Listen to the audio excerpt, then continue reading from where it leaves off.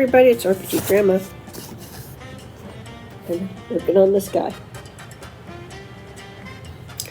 Only the face a mother could love. So what's going on with him? Well, first I gotta get the package turned around. So this is actually the front of the box, interestingly enough. So I started epoxying him. He's a bit more complicated than the modern version. And so let's talk about what's going on with him. I've got green stuff, aka Milliputty. I've got my epoxy. I've got this for the Milliputty. I've got files. Dremel can be best, but you know, I can only carry so much stuff with me to work. Files are easier. So, took some pictures, and they'll be in the video as well, but maybe not. I don't need to put those in there, but as you can see the gap there? So he's going to have a gap, and it's because just the way I could only sand off so much, where you start running into other issues. Let's see. This is an old model, and I understand this is this guy's first big, like something like this, casting, and the artist who made this. So this is, you know, when you're starting out doing anything, you only can get better. All right, that's what all these problem areas are, what the Milliputty's eventually going to be for. But as you can see, he's got that gap there in his tail. But my main concern was getting him, you know, epoxied together solid, and so that he would, there you go, stand up. See, he's going to stand. The same goes for the back here. I mean, I sanded as much as I could. In the end, it just came down to how much am I going to sand off and how much am I going to preserve to get him glued together. So this part goes in that part. And as you're going to see here, this is going to create a bit of a problem with it. There's really nothing I can do. I had to choose what where I was going to, how I was going to take the hit on the spacing. And this is what you have to do sometimes with any kind of model, plastic or metal. I also have a special putty for plastic filler, and sometimes I have to use that on anything from soft to hard plastics when I'm making things, and resins and everything else. So what I'm going to have to do with this guy is I'm going to have to do some sanding. So that gets me into tools I've got. So I've got a variety of these sorts of files.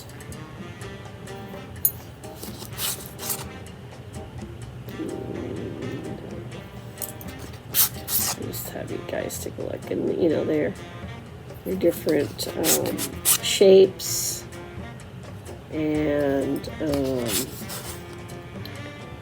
coarseness to not as coarse, depending on the, you know, which one it is. I also have these, the rifler file. And these come in some really different shapes here. Allow me to be in. Where do I find things like this? Different places. I believe we might have gotten these off of American Science Surplus, just to give you an idea. So I got like a whole selection of those in here. So, that's what I'm going to have to do with him here, is do some sanding and figure out how, and so you can, this side's smooth, so I can actually get in here if I need to. And Dremel would be best. But, you know, it's not always a strong possibility that you're going to have a Dremel for whatever reason. I do have one of those. They call them something else besides Dremel. I just call them Dremel. But I do know they have another name. So I'm going to see what I feel about this one here. We're just going to sand his behind down flat a little bit. Let's see. Can you see what I'm doing here? I don't know. I'm going to fix this so you guys can see a little bit. Gonna work? I don't know if that's gonna work, peeps. I don't know if that's gonna work because I have to do it. Yeah, that's not gonna work. So we'll just do this. So I'm going to sand him. He's already epoxied together good. He's had a night to set. I'm going to sand this behind a little bit. And you know, it's good old, you know, just sanding away, filing away the files here. Because it's filing more accurately. And I'm going to start getting a better fit on him. Once I have the better fit, that's when I'll epoxy him. And then finally, I will epoxy the arms in, and then start really getting down with the milliputty. So I'm going to have to hold him. That's the reality of the situation. I'm going to have to hold him like this for a while. So, some metal models go together easier than others. This one is just the way it is. So you take your lemons and you make lemonade, and you think to yourself, how can I fix this? Also, you know, if you're into buying old minis, miniatures, things like that, you're going to sometimes get incomplete things, damaged things, and so you're going to have to get creative on how you're going to fix that. So you may as well start learning how to be creative. Let's see, I'm trying to figure out the best way to get him looking the way I want, because I'm going to have to do some serious work on him, and just the way it is. Just the way it is. Maybe do the front here a little bit. It's just, you know, file some off.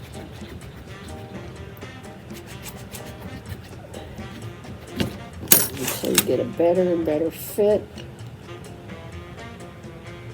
I want to be able to get him in here. He is stable-ish. Other side, I think. Stable-ish. That's a word. Anyway, that's what I'm going to be doing here. I want to get it so I can show you guys how to... the epoxy is a two-part epoxy. I thought I had JD Weld, but I think I have a knockoff brand. But at any rate, it's whatever I found. I went epoxy hunting. I think it's basically the same formula. It seems to be working just as good. And I think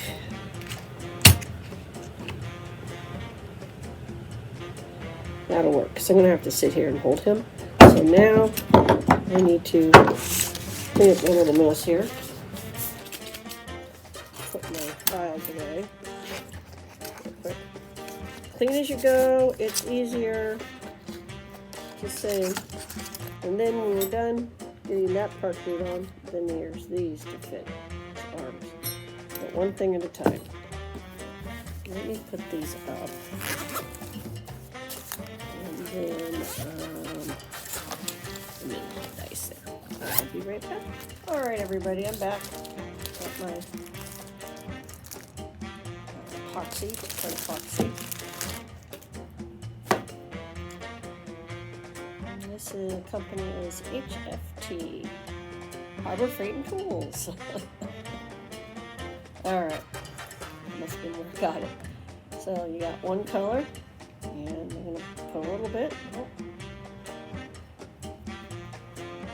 Put your cap back on, seal it up good. Put it back in your protective Ziploc baggie in case this gets pierced somehow. And then you got your other color stuff, and you mix some equal amounts, or equal-ish amounts. It's really, eyeball it. All I'm doing is I got a paper towel down here, industrial.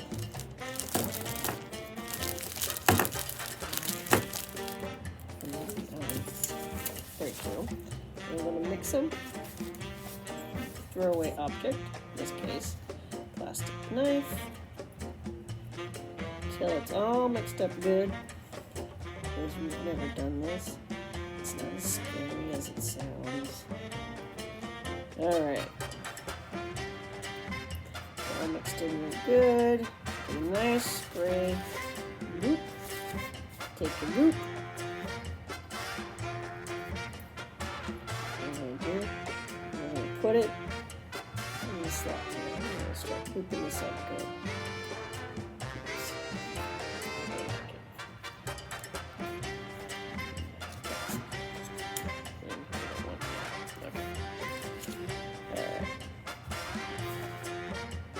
You can always make more if you need more. Start out conservative. Takes a little bit to set, so you can add more to the mix in there. It's not a big deal. And I'm going to put a bunch in here because we got so many gaps anyway. Not going to hurt it any. I end up using all that stuff I mixed up.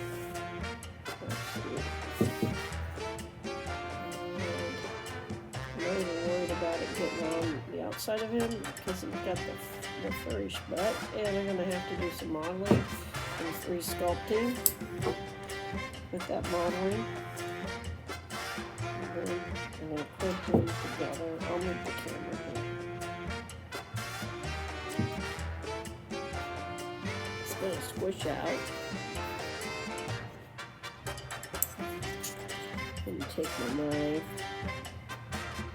I'm going to work it around here. I wish I had a better camera to show you guys what I was doing, but you're on the Granny Cam.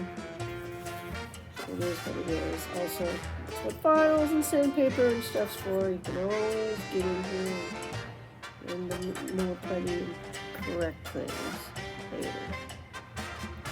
So I'm literally like working this. I'm going to lay him down. I think that's going to be the easiest way to work this epoxy. Because I don't want the epoxy to take out certain details. So what I'm doing right now is I'm sort of looking around here and figuring out where I can add.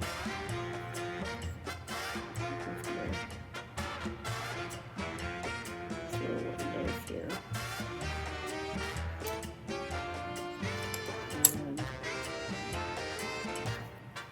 Looks like that's as good as that's going to get for what I'm going to be able to do with him. And I'm going to see if this is going to set properly. Put him down here.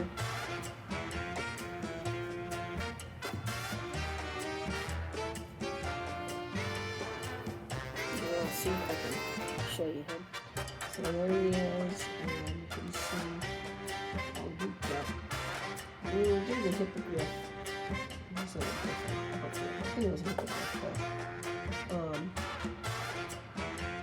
you'll be able to see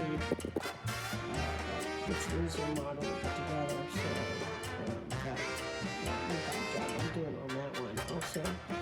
his littler brother, the modern version of this, isn't easily mine to make, so we'll be doing that one too.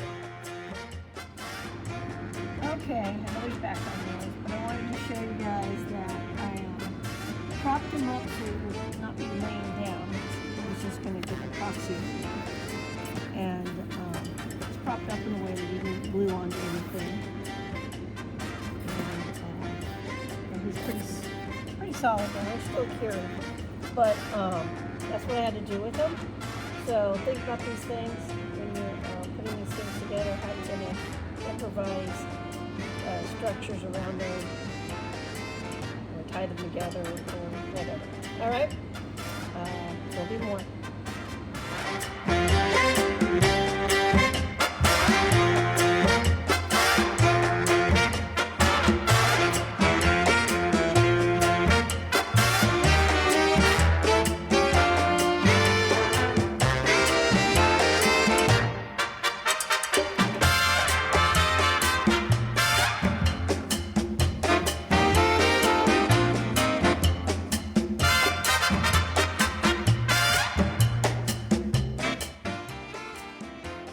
Okay, now I haven't moved his arms on. I just got him set in there so you guys can kind of see how he's coming along, the gaps that are going to exist.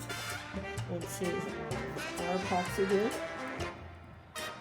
and just how difficult it would be to work on him with the arms in. We need to start showing up those spots, and we have to deal with the leakage that came from the epoxy. Now, if I were to do a second one of these, would I put them together a little bit different? Yes. I have some ideas about how to stop that leakage and help it a little bit. To work on him at this point, if I put anything more on him, it's going to be too hard. So,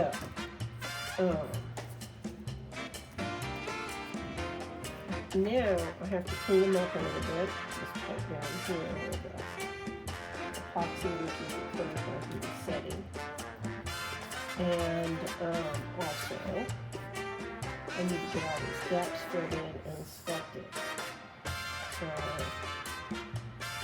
having him like this to do that. Difference in the base. That all has to be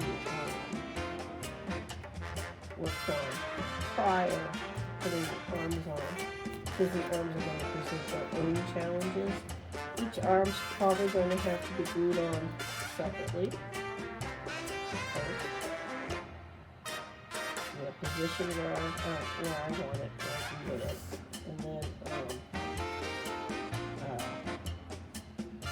right now pressure applied, stays in where you want it, and then sculpting it up, and then the next one.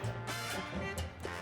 But the epoxy has to cure. It's cured long enough now for me to come in here and start doing stuff.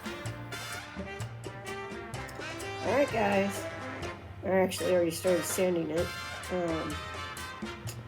Previous video you could see the epoxy very clearly because it's this darker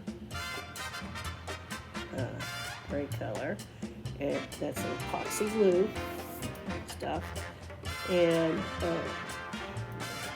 man, we got some huge gaps on here to deal with. So the first thing I did is, obviously if you got a Dremel, but I'm doing it old school, and so I started sanding right in here, filing away with this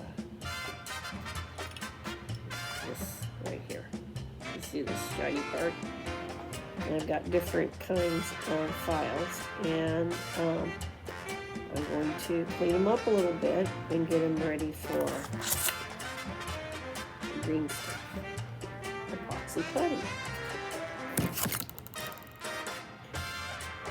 So I said there was probably a way I could have done this better, because there's always a way to do stuff better usually, especially when you haven't done something in a long time. Honestly, I haven't done the epoxy metal molds in a long time.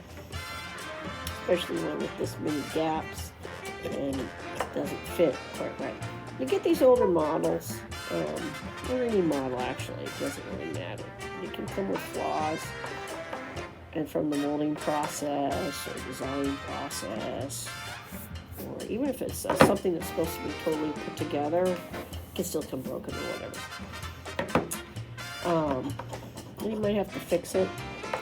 So some people just enjoy fixing things. So you have to learn how to deal with that kind of stuff. And do repair work and modification work to make things go together. What I probably should have done was put something in there, just a little bit of something to help keep the epoxy from dripping, but still allow the epoxy to get a decent enough seal. That would have made less work for me. However, I will tell you, just from our experience, some of my coolest things I've made is because I messed up.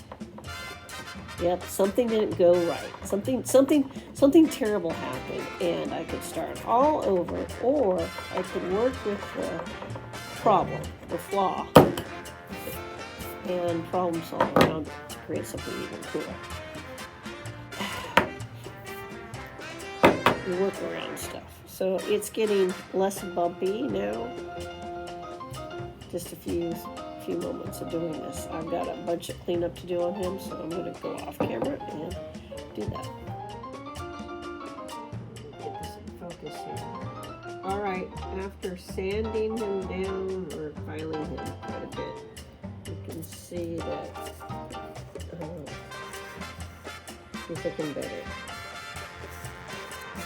He's looking better. And like I said, I still have to put the other clay on top of all these gaps and then sculpt that to match him. But I've got him cleaned up pretty good, I think, to do that next stage.